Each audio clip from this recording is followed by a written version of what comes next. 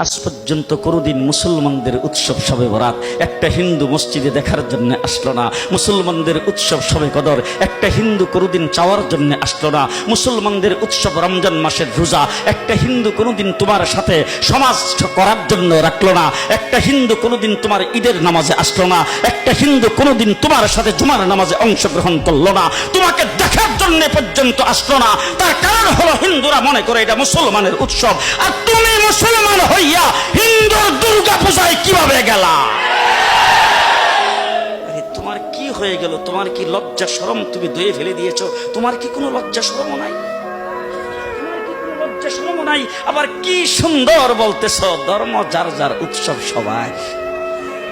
High high high, ও মুসলমান যুবকেরা ভালো করে শোনো, ধর্ম যার যার উৎসব সবার, তাইলে বিয়া যার যার বউ তো সবার। জি, বিয়ে যার যার বউ সবার, পুষ্কুনি যার যার মাস সবার, গাছ যার যার ফল সবার, ক্ষেত যার যার ফসল সবার, দোকান যার যার মাল সবার।